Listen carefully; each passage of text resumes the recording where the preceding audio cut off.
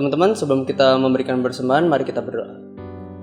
Tuhan, terima kasih untuk berkat yang Engkau telah berikan kepada kami. Sekarang kami akan memberikan persembahan. Kiranya persembahan ini berkenan di hadapan-Mu dan bisa menjadi berkat bagi banyak orang.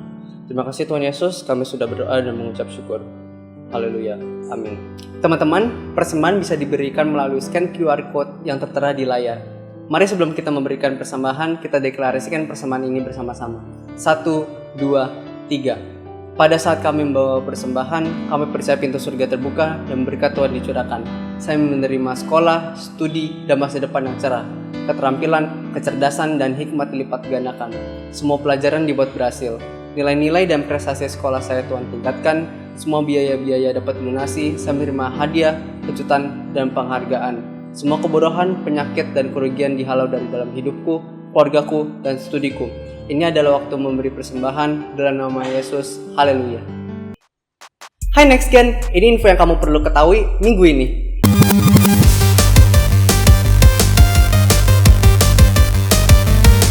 Pastikan kamu selalu ikut ibadah Next Gen tiap minggunya ya guys.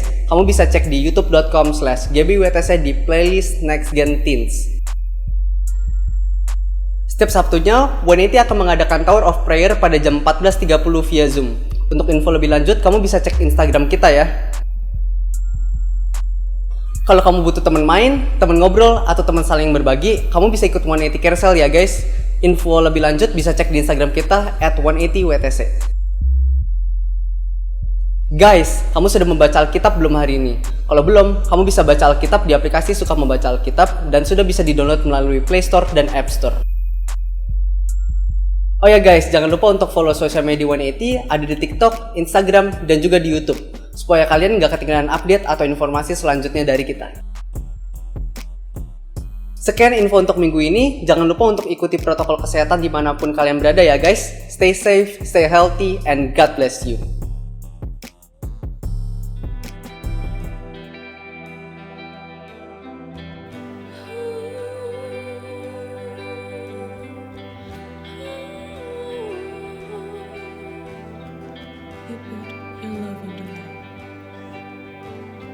You put your love on the line. You put your love on the line to bear the weight of sin. Now is mine. Washing my river of wrongs into the sea of your infinite love. With arms held high, Lord, I give my life, knowing I'll abound in Christ, in your love forever. With all I am, in your grace I'll stand, the greatest of all romance, love of God, my Savior. You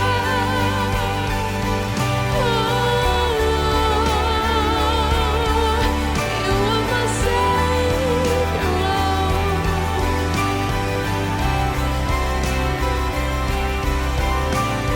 Mercy rolls like hurricane winds. Glorious love laid waste to my sea.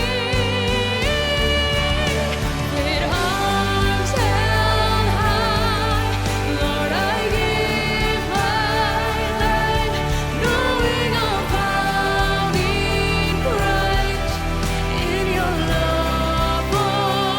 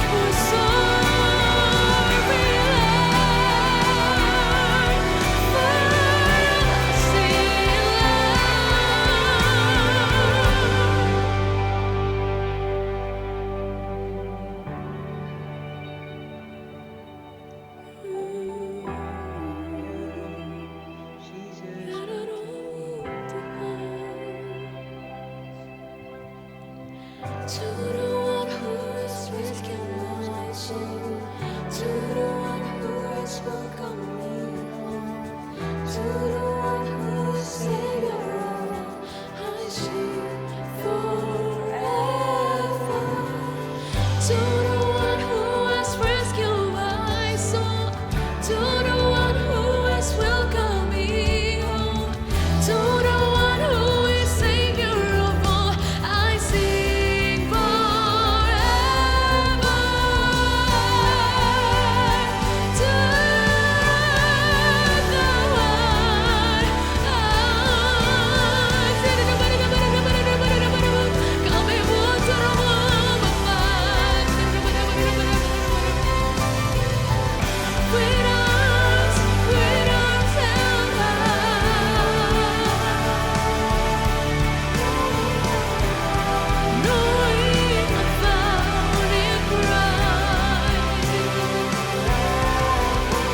with all I am, in your grace I'll stand. Greatest of all romance, love of God, my Savior. Halo Next Gen, halo halo halo, Happy Sunday, Happy Sunday. Apa kabarnya nih? Teman-teman dari 180, dari FLCC, gue berdoa kuliah, sekolah kita semua bisa berjalan tetap dengan lancar, walaupun semua sekarang masih online. Dan di minggu ini kita akan masuk ke series yang baru, series yang menarik banget, dengan temanya, namanya adalah Rebellious, Rebellious, atau diterjemahin mungkin bisa menjadi pemberontakan. Aneh nggak sih? Tema di ibadah itu rebellious. Tapi sebenarnya ini menarik banget malah. Gue senang banget bisa ada di sini buat bawain week pertama dari series Rebellious ini. Tapi sebelumnya kita, sebelum mulai ini, mari kita bersatu dalam doa terlebih dahulu. Tuhan, terima kasih atas waktu yang Kau berikan. Sekarang kami akan mendengarkan firman-Mu. Kau buka hati kami, biar firman-Mu dapat menjadi benih yang tertanam dalam hati kami dan berbuah, Tuhan.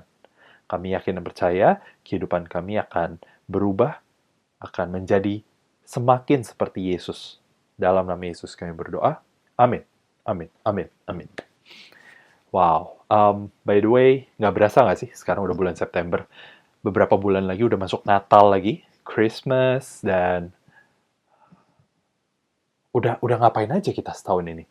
Karena online, apalagi gue merasa waktu kayak semakin cepet deh. Setuju nggak sih? Nah, gue punya pertanyaan. Sebelum kita mulai masuk ke semua bahannya, gue punya pertanyaan nih. Biasanya, gimana sih orang-orang di luar mendeskripsikan kita sebagai anak muda? Gimana ya biasanya? Gue ada beberapa hal yang bisa gue pikirkan. Yang pertama mungkin ini dari yang bagus-bagus dulu. Pinter. Orang-orang bilang kita pinter karena anak-anak muda sekarang itu tahu banyak hal. Kita bisa ngelihat informasi dari Instagram, dari Twitter, buka internet juga semua ada di situ informasi. Jadi, while ada banyak orang nggak tahu misalnya di Amerika, di mana terjadi apa, kita bisa tahu. Gitu. Kita cepat. Nah, ini ke poin berikutnya adalah technology savvy. Kita sering dibilang orang yang sangat gampang beradaptasi dengan teknologi.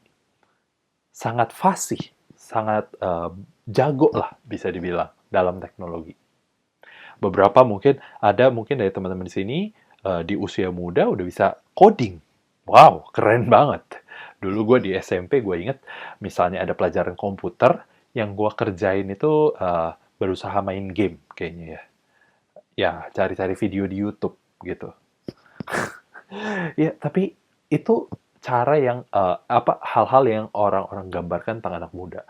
Tapi selain itu, ada juga sih beberapa hal yang mungkin bisa dibilang cukup jelek gitu ya. Kurang bagus gitu untuk menggambarkan anak-anak muda zaman sekarang. Ini termasuk gua masih muda. Ini yang pertama. Ada beberapa orang bilang anak muda itu males. Terutama, ini gua nggak tahu terjadi teman-teman atau enggak. Kejadian di gua adalah gua dibandingkan dengan zaman orang tua gua. Jadi waktu itu misalnya ya, dulu tuh ya, papa mama waktu ke sekolah harus menempuh 2000 kilometer. gunung, lembah, lautan. Sekarang kamu ke sekolah dianterin. Masih malas sekolah. Ada yang kayak gitu. Itu mungkin memang agak lebay, tapi sering dibanding-bandingkan sehingga mereka menganggap, orang tua menganggap anak muda ini males gitu. Karena mereka membandingkan itu dengan zaman mereka. Ya nggak salah, ini hanya masalah perspektif. Yang kedua, kita mau lanjut selain males. Nggak tahu terima kasih. Jadi misalnya udah menerima suatu, kayak, oh nggak ada sopan santun nih anak, nggak bilang terima kasih. Ada beberapa yang suka menganggap seperti itu. Dan yang ketiga adalah pemberontak. Ini rebellious anak-anak muda. Dan bahkan, fun fact, anak muda dideskripsikan sebagai pemberontak itu bukan sekarang aja. Dari dulu juga anak muda dikenal sebagai pemberontak. Nah, tapi pertanyaannya, ini khusus untuk yang bagian pemberontak, karena ini juga tema kita dalam series ini gitu ya, rebellious. Apakah iya pemberontak itu berarti merupakan suatu hal yang negatif, orang yang jahat? Nah, kita akan bahas lebih lanjut di sini. Tapi gue akan mulai dengan statement ini. Teman-teman mungkin suka peraturan, teman-teman mungkin tidak suka peraturan, tapi satu hal yang pasti, peraturan ada di mana-mana. Benar nggak? Kita mulai misalnya dari sekolah. Di sekolah, harus pakai seragam. Dulu zaman gue, hari Senin, gue harus pakai seragam yang hitam abu-abu, hitam, putih abu-abu atau putih biru gitu ya. Terus baru hari lainnya pakai seragam dari sekolahnya. Itu seragam. Setelah seragam, misalnya nggak boleh handphone. Gue nggak tahu sekarang, udah boleh atau belum. Tapi zaman gue, SMP, kalau mau bawa handphone tuh harus pakai surat tertulis, apa itu pun dititipin, baru diambil sepulang sekolah. Ribet banget. Waktu SMA udah mulai sedikit longgar lah, handphone. Dan mungkin ini sekarang gitu ya, karena semua online gitu ya, mungkin terjadi juga nih. Kalau lagi pelajaran, Zoom, atau apapun yang digunakan platformnya, video harus dinyalain. Ada yang kayak gitu nggak? Gue nggak tahu sih sekolah, kuliah zaman sekarang, tapi gue mengalami di beberapa meeting di pekerjaan gue sekarang bekerja di suatu perusahaan, kalau lagi meeting kadang disuruh buka kamera. Nah, ini peraturan-peraturan. Atau peraturan di rumah. Siapa di sini masih tinggal sama orang tua? Mungkin kebanyakan masih, kecuali ada teman-teman yang ngekos gitu ya, yang lagi kuliah di luar kota atau merantau ke sini, ke Tangerang gitu ya, ngekos. Mungkin ada yang tinggal sendiri. Tapi kalau masih tinggal sama orang tua, biasanya ada beberapa peraturan. Nggak boleh pulang malam. Nggak boleh nginep mungkin beberapa anak gitu ya. Atau berikutnya harus bantuin cuci piring atau nyapu, ngepel, you name it. Harus bantu lah. Itu beberapa peraturan yang sering kita dengar. Dan ini berikutnya adalah ada peraturan spesial. Kenapa gue bilang peraturan spesial? Karena di peraturan ini itu kayak semacam tidak tertulis lebih ke arah etika. Etika anak muda apalagi bisa gue bilang. Contoh ya. Misalnya ada teman lagi dimarahin dosen atau guru, jangan ketawa. Kenapa? Itu salah satu bentuk support, dukungan buat teman. Ini teman kita lagi dimarahin, masa kita ketawa? Walaupun lucu mungkin hal yang lagi dimarahin itu. Misalnya tidur di kelas gitu ya. Tapi jangan ketawa. Yang kedua nih, ini cukup sensitif nih. Di Instagram, kita tahu ada fitur yang namanya close friend. Oke? Siapa yang di sini punya close friend? Atau bahkan ada yang punya second account? Nah, ya, ada beberapa yang punya mungkin second account, tapi ada fitur close friend gitu ya. Ya, atau boleh lah second account juga masuk sih sebenarnya. Nah, peraturannya seperti ini. Kalau kita follow atau kita ada di close friend seseorang, second account seseorang, kita tidak boleh membocorkan isi-isi yang ada di second account atau close friend itu ke orang lain. Itu kayak ada semacam peraturan nggak tertulis tuh. Bener nggak? Bener. Kenapa gue tahu? Karena gue juga punya close friend. Gue juga punya. Ya walaupun kalau mereka share apa yang gue share di close friend ya, ya biasa aja sih. Karena basically juga ayat Alkitab asik. Nah, tapi anyway, ini adalah peraturan-peraturan. Sehingga dengan banyaknya peraturan gitu ya, mungkin kita jadi berpikir, kalau gitu apakah berarti hidup kita hanya untuk menjalani peraturan? Atau apakah kekristenan adalah tentang menjalani peraturan? Coba deh dipikirin. Pernah nggak teman-teman berpikir seperti itu bahwa, oh, ini kekristenan ya cuma masalah ngikutin peraturan aja. Nah, tapi gimana kalau gue coba, gue pengen mengajak kita semua berpikir ya, oke? What if following Jesus is just as much about the rules you break as the rules you follow? Gimana kalau mengikuti Yesus itu juga tentang peraturan yang kita langgar? Bukan hanya peraturan yang kita taati. Wah, menarik nih. Menarik. Oke? What if being rebellious is not always a bad thing? Bagaimana kalau jadi pemberontak itu sebenarnya nggak selalu hal yang buruk loh. Kita mau lihat, kita mau coba baca juga, kita bahkan mau lihat Yesus sendiri. Nah, waktu misalnya kita mau berbicara soal Yesus, teman-teman tahu nggak waktu zaman dulu, waktu Yesus masih hidup, Yesus itu dikenal sebagai pemberontak. Bahkan ada beberapa pemuka agama yang saking keselnya sama Yesus, mereka ingin membunuh Yesus. Padahal pemuka agama loh. Ini bukan pembunuh bayaran, bukan. Mereka orang yang taat beragama.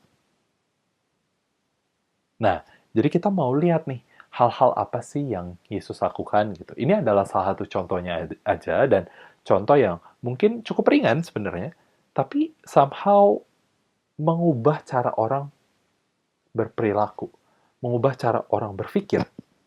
Oke, ini menarik banget. Kita akan baca dari Yohanes 13. Yohanes 13, gue akan mulai dari ayat 1, gue akan bacain. Yohanes 13 ayat 1. Sementara itu, sebelum hari raya Paskah mulai, hari raya Paskah itu hari raya besarnya orang Israel. Gitu. Ya, bahkan kita pun sekarang merayakan Paskah. Yesus telah tahu bahwa saatnya sudah tiba untuk beralih dari dunia ini kepada Bapa. Sama seperti ia senantiasa mengasihi murid-muridnya, demikianlah sekarang ia mengasihi mereka sampai kepada kesudahannya. Jadi di waktu itu lagi mau acara besar, yaitu Paskah, Yesus udah ngerasa, Yesus tahu bahwa sebentar lagi ia akan disalibkan, mati, lalu dibangkitkan, lalu akan diangkat ke sorga. Nah, Yesus tahu hal-hal ini. Oke? Kita akan lanjut lagi. Semakin menarik. Semakin menarik. Gua lanjut ke ayat 3. Yesus tahu bahwa Bapanya telah menyerahkan segala sesuatu kepadanya, dan bahwa ia datang dari Allah dan kembali kepada Allah. Oke. Gue mau berhenti sebentar di sini dan mengulang perkataan di awalnya. Yesus tahu bahwa Bapanya telah menyerahkan segala sesuatu kepadanya. Bapa itu kita tahu adalah Allah, Tuhan, Raja di atas segala raja. Telah menyerahkan segala sesuatu kepadanya. Nyanya ini maksudnya Yesus. Yesus diberikan segala sesuatu. Bentar ya. Yesus diberikan segala sesuatu. Dan yang kasih itu adalah Tuhan yang menciptakan alam semesta, Raja segala raja. Can you imagine the power that Jesus has? Bisa bayangin nggak gimana kuasa yang dimiliki Yesus? Tapi yang menarik itu ayat berikutnya. Ayat 4, lalu bangunlah Yesus dan menanggalkan jubahnya. Ia mengambil sehelai kain lenan dan mengikatkannya pada pinggangnya. Kemudian ia menuangkan air ke dalam sebuah basi dan mulai membasuh kaki murid-muridnya. Lalu menyekanya dengan kain yang terikat pada pinggangnya itu. Wow. Ini buat coba menggambarkan konteks bahwa ribuan tahun lalu belum ada yang namanya aspal, belum ada yang namanya pedestrian walk, jalur pejalan kaki. Oke? Mungkin gue membayangkan masih rumput, tanah, pasir, lumpur mungkin kalau hujan gitu kan, becek-becek. Dan itu kan yang pertama. Yang kedua, belum ada Converse, Adidas, Nike, Reebok. Uh, ya, teman-teman bisa sebutin lah sepatu-sepatu merek-mereknya. Belum ada. Belum ada dulu. Zaman dulu belum ada. Jadi teman-teman bisa bayangin kaki orang-orang zaman dulu. Satu kata untuk menyimpulkannya, jorok. Jorok. Sama kayak teman-teman di sini yang mungkin belum mandi. Jorok. Iya, jorok. Kalau kakinya sejorok itu, gua aja misalnya, gua gitu ya pada zaman itu, gua mungkin nggak mau nyuci kaki mereka. Nyuci kaki orang-orang. Kan jorok itu. Kaki udah kena, aduh, rumput, tanah, macem-macem gitu. Kecuali Yesus. Yesus mau melakukannya. Yesus rela melakukannya. Wow, wow. Nah, uh, jadi kalau kita lihat ya, kita coba tarik deh ke zaman sekarang. Peraturan ini sebenarnya masih ada. Peraturan apa sih? Peraturan ini. Only do what you have to do. Hanya lakukan apa yang harus kamu lakukan. Kalau itu tidak harus kamu lakukan, tidak perlu kamu lakukan. Contohnya kayak tadi, nyuci kaki. Murid-muridnya emang Yesus harus lakukan? Enggak. Karena nggak harus Yesus lakukan, ya udah nggak usah lakuin. Kita pernah mendengar atau bahkan ya menurut gua sih semua kita pernah ada dalam posisi seperti ini. Contoh ya, contoh. Misalnya lagi tugas sekolah. Lagi tugas sekolah nih ya. Terus dosen atau gurunya bilang satu kalimat ini. Nanti tugas ini dikerjain, tapi nggak akan dinilai ya.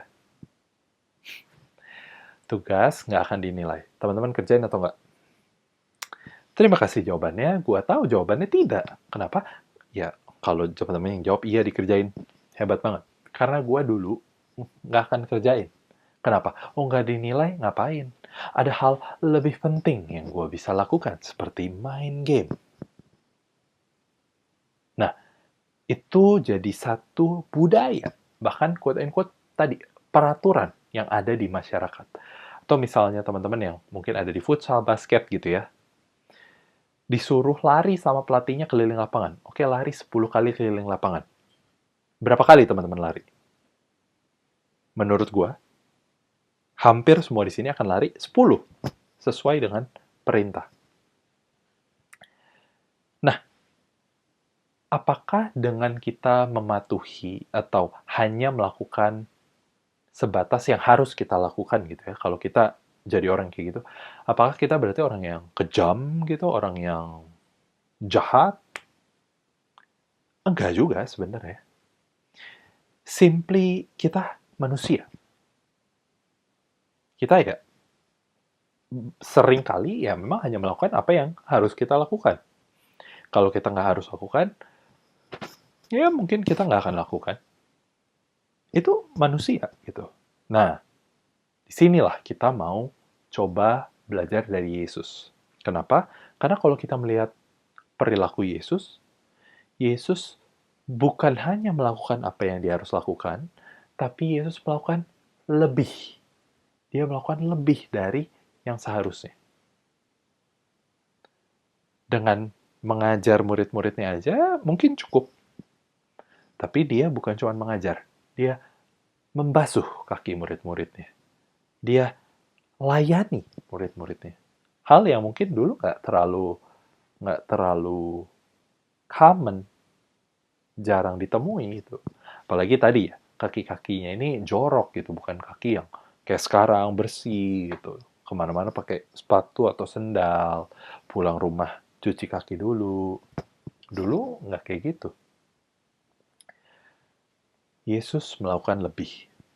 Kita akan lanjut baca, kita coba lanjut Yohanes 13, sekarang gue akan baca di ayat 12 sampai ke 17. Oke? Yohanes 13 ayat 12 sampai 17. Sesudah yakni sesudah Yesus membasuh kaki mereka, ia mengenakan pakaiannya dan kembali ke tempatnya. Lalu ia berkata kepada mereka, "Mengertikah kamu apa yang telah kuperbuat kepadamu? Kamu menyebut aku guru dan Tuhan, dan katamu itu tepat, sebab memang akulah guru dan Tuhan. Jadi, jikalau aku membasuh kakimu, aku yang adalah Tuhan dan gurumu, maka kamu pun wajib saling membasuh kakimu. Sebab aku telah memberikan suatu teladan kepada kamu, supaya kamu juga berbuat sama seperti yang telah kuperbuat kepadamu. Aku berkata kepadamu, sesungguhnya seorang hamba tidaklah lebih tinggi daripada tuannya, ataupun seorang utusan daripada dia yang mengutusnya. Jikalau kamu tahu semua ini, maka berbahagialah kamu jika kamu melakukannya. Amin. In a way, this is how Jesus rebels. Ini cara Yesus memberontak. Yesus melihat bahwa orang-orang pada zaman itu hanya melakukan apa yang harus mereka lakukan.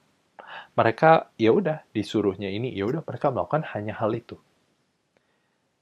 Dan Yesus tidak mengikuti hal itu. Yesus memilih untuk melakukan lebih daripada apa yang seharusnya. He challenged what was normal or expected in a way that served others. When it comes to serving, ketika ini tentang melayani, apalagi melayani orang lain, Yesus selalu berpikir apa yang bisa dia lakukan lebih untuk orang itu. Dia bukan hanya melakukan apa yang harus dia lakukan. Wow. Dan tadi di ayat ini kita udah baca, kalau Yesus aja sebagai guru melakukannya, kita pun sebagai muridnya harus melakukannya. So here's the bottom line. Ini konklusi, kesimpulan dari firman Tuhan hari ini. Be rebellious enough to do what you don't have to do. Jadilah pemberontak, cukup berani gitu ya, untuk melakukan lebih daripada apa yang diminta. Bukan hanya melakukan apa yang diminta, lebih. Oke. Ketika Yesus melakukan hal-hal ini, ketika Yesus melakukan lebih daripada apa yang diminta, tahukah bahwa hal-hal ini mengubah kehidupan seseorang? Karena orang-orang ini tahu sebenarnya Yesus nggak perlu melakukan itu, tapi Yesus melakukan lebih. Jadi, hal ini menginspirasi mereka, mengubah hidup mereka. Nah sekarang, coba pikirin kalau kita semua yang dengar firman Tuhan hari ini, melakukan hal yang sama. Kita melakukan lebih daripada apa yang dibutuhkan. Wow. Banyak banget pasti orang yang berubah. Banyak banget. One idea. Coba deh, misalnya pagi-pagi teman-teman bangun, lagi berdoa saat teduh gitu ya. Coba doakan ini. Tuhan, ini aku. Bantu aku melihat kebutuhan di sekitarku. Jadi, waktu kita hidup, biar kita nggak cuma menjalani hidup, ya udah jalan aja. Tapi kita bisa melihat, oh ternyata ini butuh ini ya. Oh, si A butuh ini ya. Oh, orang tuaku butuh ini ya. Dan kita membantu mereka, walaupun nggak disuruh. Walaupun nggak harus kita lakukan. Oke, ini ada sangat banyak hal yang kita bisa lakukan. Ini ada beberapa contoh yang gue bisa pikirkan gitu ya. Misalnya yang pertama, membantu orang tua di rumah. Itu udah, you don't say. Itu sangat praktikal, sangat gampang sebenarnya. Cuman tinggal mau atau enggak. Yang kedua, bantuin temen yang mungkin kurang mengerti suatu pelajaran atau mata kuliah. Misalnya kita tahu kita ngerti nih. Ada teman kita yang kurang ngerti. Gimana kalau kita bantuin? Ajak belajar bareng. Coba jelasin. Yang ketiga, memberhentikan pembicaraan ketika itu gosip. Wah, ini mungkin lebih menantang. Lebih menantang. Yang keempat, menghormati guru atau dosen yang sedang mengajar.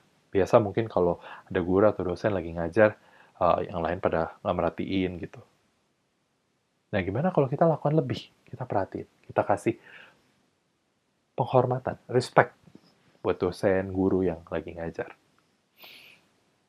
Kelihatannya mungkin ini nggak besar ya, kecil gitu, bantuin, ajarin. Tapi tahu nggak sih bahwa hal ini bisa mengubah kehidupan orang? Kenapa? Coba deh teman-teman berpikir, di saat ada orang lain yang bantu teman-teman, padahal itu bukan kewajiban mereka. Mereka nggak harus melakukan itu. Gue punya contoh.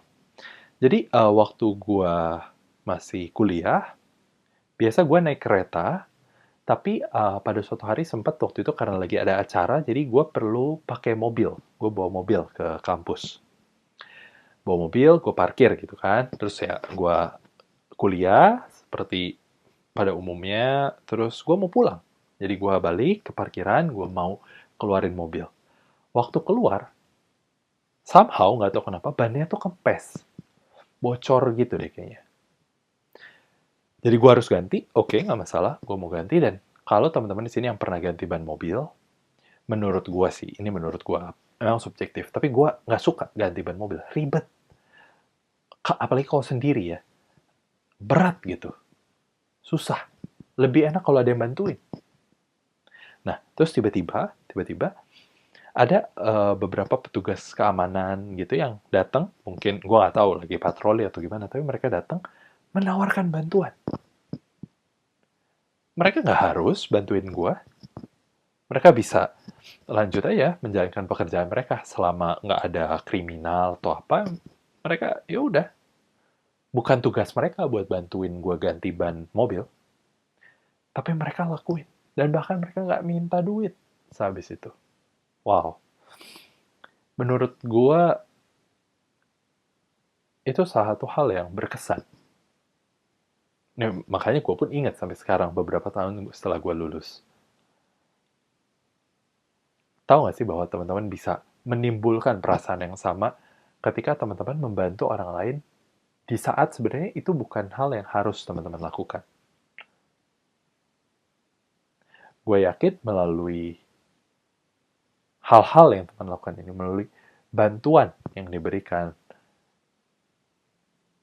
ada kehidupan orang yang bisa berubah.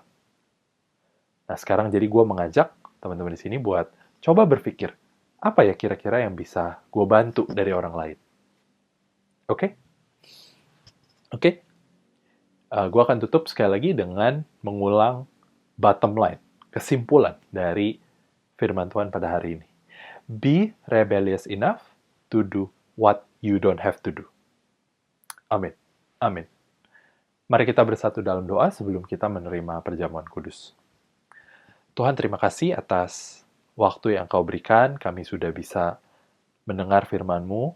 Kami berdoa biar firman ini dapat kami aplikasikan sehingga kami menjadi orang yang berbahagia. Tuhan, kami juga yakin dan percaya bahwa melalui kehidupan kami ketika kami mulai membuka mata kami, menolong orang lain, walaupun kami tidak harus melakukannya, Tuhan. Tapi kami yakin akan ada kehidupan orang-orang yang berubah.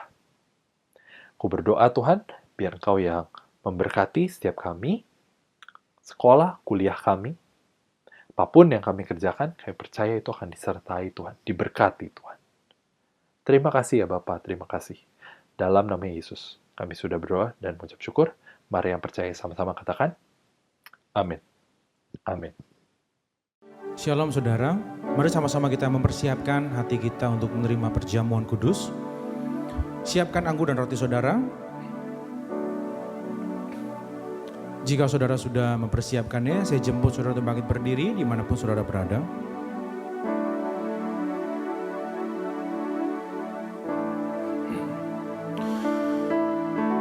Sebab apa yang telah kuteruskan kepadamu telah kuterima dari Tuhan, yaitu bahwa Tuhan Yesus pada malam waktu Ia diserahkan mengambil roti, Mari kita ambil roti di tangan kanan kita. Dan sesudah itu ia mengucap syukur atasnya, ia memecah-mecahkannya dan berkata, inilah tubuhku yang diserahkan bagi kamu, perbuatlah ini menjadi peringatan akan aku. Kekasih-kekasih Kristus, bukankah roti yang kita pecah-pecahkan ini adalah persekutuan kita dengan tubuh Kristus? Mari kita makan dalam nama Yesus.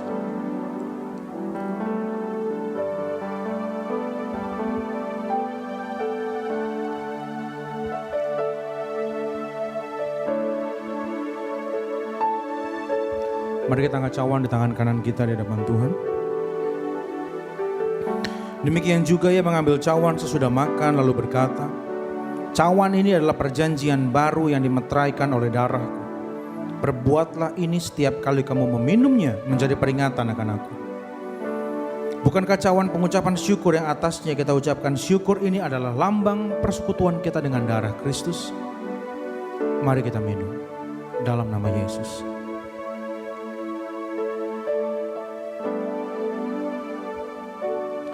Mari naikkan syukurmu di hadapan Tuhan. Sampaikan doa-doamu di hadapan Tuhan. Sampaikan keluh kesahmu. Sampaikan terima kasihmu. Karena Dia Allah yang mendengar. Dia Allah yang tidak pernah meninggalkan kita. Dia selalu ada. Dia ada di mana saudara berada. Belajar, cari damai sejahtera Tuhan dalam hidupmu. Karena Tuhan tidak pernah meninggalkan kita. Terima kasih Tuhan, terima kasih, terima kasih. Untuk kesetiaan-Mu Tuhan yang tidak pernah berubah. Dulu, sekarang, bahkan sampai selama-lamanya. Ajar kami Tuhan untuk berlaku setia seperti Engkau setia kepada kami Tuhan. Supaya kami bisa menghargai hidup kami yang Kau berikan. Kami bisa menghargai Tuhan setiap hal yang Tuhan telah percayakan dalam hidup kami. Kami gak mau sibuk membandingkan diri dengan yang lain. Kami mau masuk ke dalam rencananya Tuhan.